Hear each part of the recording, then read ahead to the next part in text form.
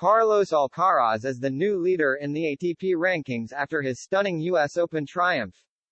Carlos Alcaraz has risen to the very top of the ATP rankings after winning the U.S. Open with victory over Casper Ruud in Sunday's all-important final.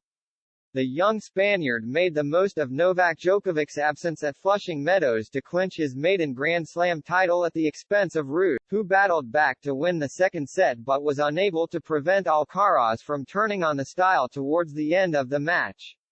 Alcaraz has since been rewarded for his U.S. Open triumph by climbing to the summit of the ATP rankings to become the youngest world number one in the history of the organization. Ruud, meanwhile, has also risen to number 2 for the very first time after reaching his second Grand Slam final since the beginning of the year. The Norwegian hopeful now finds himself just ahead of third-placed Rafael Nadal, who was knocked out of the U.S. Open by home favorite Frances Tiafoe at the quarterfinal stage.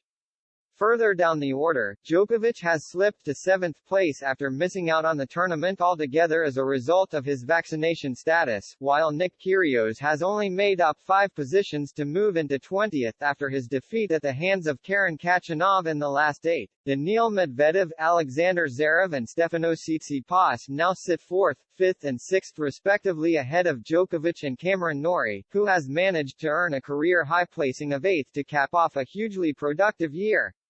Andrei Rublev and Hubert Hurkacz round off the world's top 10, while Nadal's conqueror Tiafoe has risen to 19th after winning the hearts of many with his remarkable run to the U.S. Open semifinals. The ATP rankings would look very different if points were awarded at Wimbledon, though, as the likes of Djokovic and Kyrgios would be much higher than they currently are.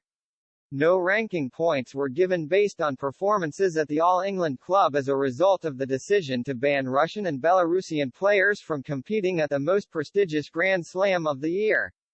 Alcaraz would still be at number 1 if Wimbledon had counted towards the rankings, but Nadal would find himself at number 2 ahead of third-placed Ruud and Djokovic in 4th. Kyrgios, meanwhile, would be as high as 13th after reaching the final at Wimbledon, while Jannik Sinner and Taylor Fritz would be sitting pretty in the world